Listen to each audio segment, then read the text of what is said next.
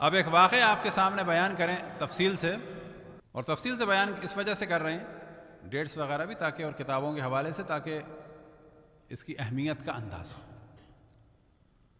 یاد امام حسین کسی بھی صورت میں افضل ترین عبادت ہے، نوحہ و مرثیہ و سوز و سلام ہو، حتیٰ آپ آپس میں بھی گفتگو کریں امام حسین کے بارے میں۔ پھر کیا؟ زیارت۔ زیارات میں سے جو ایک زیارت ہے جس پر گفتگو چل رہی ہے، زیارت اربعین، کہ جو مومن کی علامتوں میں سے ایک علامت ہے، لیکن زیارات میں سے ایک اہم ترین زیارت جس کی بہت تاکید ہے وہ زیارت عاشورہ ہے۔ ہم بھی جب قم گئے اور سب سے پہلے ملاقات ہوئی ہماری آیت اللہ العظمیٰ سید مفتی شیعہ سے، اور پھر آیت اللہ العظمیٰ بہجت سے۔ وجہ یہ تھی کہ ان دونوں کے فرزندان کراچی میں تھے، اور دونوں کے فرزندوں نے کچھ کتابیں ہمارے ساتھ بھیجی تھیں، اور ہمارے لیے خوش قسمتی یہ ہوئی کہ جاتے ہی جو سب سے پہلے ہم کسی ایرانی کے گھر میں گئے، سب سے پہلے کسی عالم سے ملے، سب سے پہلے کسی کے گھر میں گئے، وہ ان دو بزرگوں سے ملے۔ اور اب تک ہمیں تعجب ہوتا ہے کہ ہمیں بھی نہیں معلوم تھا یہ اللہ نے کتنا بڑا لطف و کرم فرمایا کہ ان دو بزرگوں کے گھر بھی گئے اور ہمیں پتہ بھی نہیں تھا کہ یہ ہیں کیا۔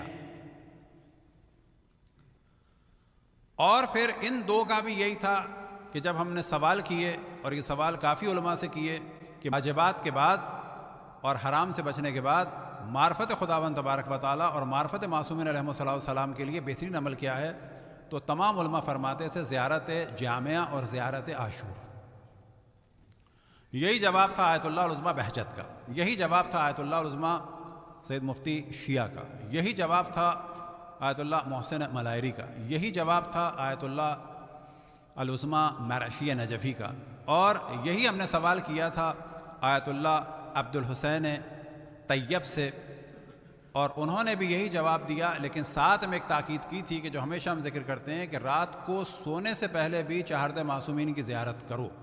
اب یہ زیارت طویل بھی ہو سکتی ہے، اور ہمیشہ اس قانون پہ چلیں کہ ہم جو یا اللہ بھی کہتے ہیں تو خداوند تبارک و تعالیٰ سے کانٹیکٹ ہو جاتا ہے، اور جس وقت ہم السلام علیکہ یا نبی اللہ، السلام علیکہ یا رسول اللہ، السلام علیکہ یا مولا امیر المومنین، ان میں سے کسی کو بھی ہم سلام کریں، اور یہ اتنا طویل عربی کا جملہ بھی ضروری نہیں ہے، حتیٰ اپنی زبان میں سلام کریں، حتیٰ زبان چلانے کی بھی ضرورت نہیں ہے۔ فرض کریں اشرف الانبیاء کا تصور کریں، مولا امیر المومنین کا تصور کریں الگ الگ، یہ بھی اگر نہیں ہو پا رہا، چہارد معصومین کا تصور کریں، السلام علیکم۔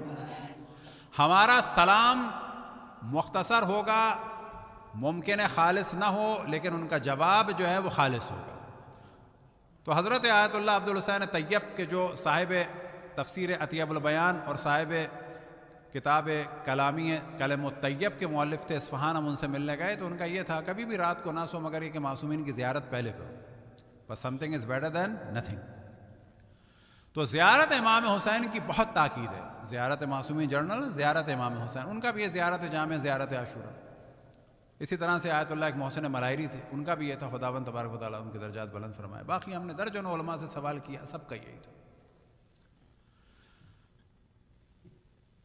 جناب حضرت شیخ عباس قمی کی جن کی مشہور ترین کتاب ہے، اور ہم پہلے بھی ڈسکشن کر چکے کہ تمام علماء کہتے ہیں کہ اس کتاب سے، یعنی ان کی کتاب مشہور ترین کیا ہے؟ مفاتیح الجنان۔ مفاتیح الجنان مشہور ترین کتابوں میں سے ہے، لیکن اعمال اور دعاؤں کی سب سے بہترین کتابوں میں سے نہیں ہے، اور بھی کتابیں ہیں، لیکن تمام علماء کہتے ہیں کہ ایسا کوئی خاص عمل کیا تھا انہوں نے، یا خاص ان کا مقام تھا کہ کوئی بھی مسجد اس وقت دنیا میں، کوئی بھی امام بارگاہ اس وقت دنیا میں، کوئی بھی امام یا امام زادے کا حرم ایسا نہیں ہے کہ جہاں پر مفاتیح الجنان نہ پڑھی جا رہی ہو۔ اس وقت بھی دنیا کے کسی نہ کسی گوشے میں، کسی نہ کسی ایک انسان کے ہاتھ میں مفاتیح الجنان کھلی ہوئی ہوگی، اور وہ کوئی نہ کوئی چیز پڑھ رہا ہوگا اس وقت بھی۔ انہوں نے بھی زیارت جامعہ کے چیپٹر سے پہلے جو ذکر کیا ہے جناب سید رشتی کا واقعہ، کہ جو امام زمان علیہ السلام سے ملاقات ہوئی ہے، کہ وہ آپ وہاں پر تفصیل سے جا کے دیکھ سکتے ہیں، اور جو یہ ملاقات ہوئی تو امام نے ان سے فرمایا تم زیارت جامعہ کیوں نہیں پڑھتے؟ جامعہ جامعہ جامعہ، زیارت عاشورہ کیوں نہیں پڑھتے؟ عاشورہ عاشورہ عاشورہ۔ یہ واقعہ سید رشتی کے نام سے زیارت جامعہ سے پہلے۔ زیارت جامعہ کیا ہے؟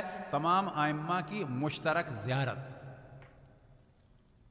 زیارت عاشورہ مخصوص امام حسین علیہ الصلوۃ والسلام کی۔ تو شیخ عباس قمی نے اس واقعے کو بیان کی، اس چیز کو بیان کیا ہے کہاں پر؟ زیارت عاشورہ کے بعد، زیارت عاشورہ کے فضائل کے باب میں۔ شیخ عباس قمی نے مفاتیح الجنان میں کس سے نقل کیا ہے؟ اپنے استاد محدث نوری کی کتاب دار السلام سے۔ شیخ عباس قمی کا انتقال ہوا ہے 1940 میں، اور جناب محدث نوری کا انتقال ہوا ہے 1902 میں۔ اور جناب محدث نوری نے ایک واقعہ بیان کیا ہے، اور جس واقعے کو انہوں نے نقل کیا ہے ایک انتہائی پاک اور پاکیزہ اور صاحب کرامت اور بہت ہی معتبر اور صاحب ریاضت ایک عالم سے، کہ جن کے لیے انہوں نے فرمایا ہے الثقہ امین حاج محمد علی یزدی۔ یہ انتہائی عبادت گزار افراد میں سے تھے، اور عبادات اور زیارات کے لیے راتوں کو جاتے تھے ایک قبرستان میں یزد میں، اور اس قبرستان کا نام تھا جوع ہرہر۔ اس جوع ہرہر اس علاقے کا نام تھا، تو وہاں کے قبرستان میں جاتے تھے۔ اور وہ کہتے ہیں کہ ان کا ایک دوست تھا جسے وہ بچپن سے جانتے تھے، اس کا انتقال ہوا، اور 1 مہینے تک تو اس کو انہوں نے خواب میں نہیں دیکھا۔ ظاہر ہے کہ ہر کسی کو دیکھتا بھی نہیں انسان۔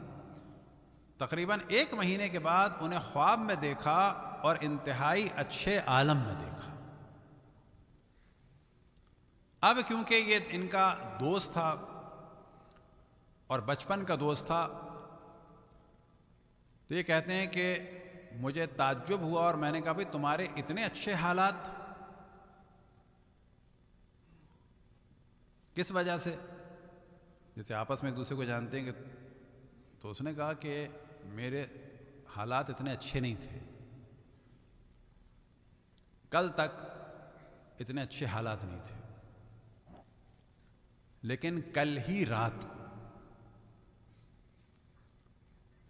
اشرف آہنگر یا اشرف حداد کی بیوی دنیا سے رخصت ہوئی ہے، اور اس کو دفن کیا ہے کل۔ اور جیسے ہی قبرستان میں اس کی میت آئی تو امام حسین علیہ الصلوۃ والسلام تشریف لائے، اور جب اس کو دفن کیا تو پھر تشریف لائے، اور پھر رات کو تیسری دفعہ جب تشریف لائے ہیں تو انہوں نے فرمایا کہ اس قبرستان کے تمام لوگوں کے عذاب کو ختم کر دیا جائے، یا ان کی مشکلات کو ختم کر دیا جائے، اور ان کے درجات کو بلند کیا جائے بے حکم خداوند تبارک و تعالیٰ۔ کہتے ہیں جیسے ہی تیسری دفعہ امام حسین علیہ الصلوۃ والسلام آئے ہیں تو میرے حالات بدل گئے۔ اب ممکن ہے کوئی کہے کیا دفن ہونے سے قریب کوئی مشکل حل ہو جاتی ہے؟ کہا جائے گا نہیں۔ اتنی بات واضح ہے کہ کچھ اچھے کام ایسے ہوں، کچھ شرائط ایسی ہوں کہ یہ چیزیں ختم ہوں۔ مثال کے طور پر اگر کوئی منافق ہوتا، کافر ہوتا، دشمن خدا اور رسول ہوتا تو نہ ہوتا، بس ان کے حالات صحیح ہوئے، ان کے لیے شرط ہے۔ یاد رکھیں دنیا میں کوئی ایسا جملہ نہیں ہے جو مشروط نہ ہو۔ مثال کے طور پہ قولوا لا الہ الا اللہ تفلحوا، کہو لا الہ الا اللہ فلاح پا جاؤ گے، یہ مشروط ہے یا ایسا ہی ہے؟ یعنی انبیاء کو قتل کر دو اور کہو لا الہ الا اللہ تو فلاح پا جاؤ گے؟ کہا جائے گا نا۔ دنیا کے ہر جملے کے ساتھ شرائط ہوتی ہیں۔ مثال کے طور پر آپ کسی کو جاب دیں تو آپ کہیں کل سے تم جاب پہ آنا، تمہاری اتنی تنخواہ ہوگی، یعنی جاب پہ آنا فقط، کام نہ کرنا۔ کہا جائے کچھ چیزیں انڈرسٹوڈ ہوتی ہیں نا، کام کرنا ہے، پورا کام کرنا ہے، احترام کرنا ہے، انوائرمنٹ کو خراب نہیں کرنا ہے، ڈسکرمنیشن نہیں کرنا ہے، کسی کی توہین نہیں کرنی ہے، مار پیٹ نہیں کرنی ہے، یہ ساری چیزیں اس میں شامل ہو جاتی ہیں۔ گالی گلوچ نہیں کرنا ہے۔ وہ کہا آپ نے تو مجھ سے یہ کہا تھا کل سے آنا اور اتنے پیسے ملیں گے، بس میں آ گیا۔ کہا جائے گا نہیں، یہ ساری چیزیں ثابت ہیں۔ تو دینی اعتبار سے بھی بعض چیزیں انڈرسٹوڈ ہوتی ہیں، بالکل ویسے ہی جیسے کہ شفاعت کا مسئلہ ہے۔ شفاعت کس کی ہوگی؟ جو بالآخر مسلمان گیا ہوگا۔ تھوڑے سے گناہ جو معاف ہو سکتے ہوں، شفاعت میں ہر گناہ کی معافی نہیں ہے۔ ہزاروں لوگوں کسی نے قتل کر دیا، شفاعت ہو جائے گی؟ کہا جائے گا نا۔ شفاعت کی بھی شرائط ہیں۔ وہ گناہ کہ جن کا تعلق اللہ سبحانہ و تعالیٰ سے وہ معاف ہو جائیں گے، وہ گناہ جن کا تعلق مخلوق سے وہ معاف نہیں ہوتے۔ کوتاہی ہو گئی، نماز قضا ہو گئی، کوئی گناہ کر دیا، اللہ سے ریلیٹڈ تھا، معاف ہو جائے گا، ظالم کی نہیں ہوتی۔ تو یہ ہم نے چیزیں بیان کی۔ کوئی ممکن ہے کہ اعتراض کرے کہ جی کیا امام حسین نے سب کو، تو وہ دنیا کیوں بنی ہے؟ کہا جائے گا یہ وہی چیز ہے کہ جو شفاعت ہے، اور شفاعت کی بھی شرائط ہے۔ اب یہ فرماتے ہیں کہ میری آنکھ کھل گئی اس کے بعد، لیکن مجھے نہیں معلوم تھا کہ یہ کون خاتون ہے، اور میں گیا پھر، کیونکہ کہا تھا کہ استاد اشرف آہنگر یا استاد اشرف حداد، حداد یعنی لوہار، کہتے ہیں مجھے یہ نام یاد رہا، اور میں گیا لوہار کی مارکیٹ میں، اور وہاں جا کے میں نے سوال کیا کیا یہاں لوہاروں میں سے کوئی لوہار ہے جن کا نام ہے استاد اشرف حداد، یعنی لوہار استاد اشرف نام کا کوئی آدمی ہے؟ تو لوگوں نے بتایا کہ ہاں۔ کہا پوچھا کہ اس کا کسی کا انتقال ہوا ہے؟ کہاں بیوی کا انتقال ہوا تھا، کل ہی دفن کیا ہے۔ اب یہ گئے وہاں پر اور جا کے کہا کہ آپ اشرف حداد ہیں، آپ کی زوجہ کا انتقال ہوا ہے، کہاں؟ کہا یہ بتائیے کہ یہ کیا کام کرتی تھیں؟ کیا یہ زائرہ تھی امام حسین علیہ السلام کی؟ کیا یہ مصائب پڑھتی تھیں امام حسین علیہ السلام کے؟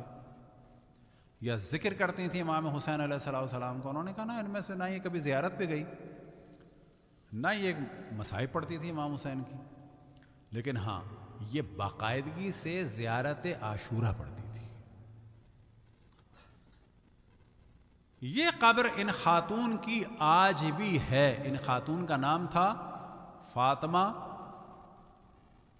اور زوجہ کس کی؟ اشرف حداد کی۔ تو فاطمہ اشرف نام سے ابھی تک یہ قبر ہے، وہاں پر مومنین جاتے ہیں اور دعائیں بھی مانگتے ہیں۔ اس کو، ان خاتون کو امام حسین کی بارگاہ میں، اللہ کی بارگاہ میں شفیع بھی قرار دیتے ہیں۔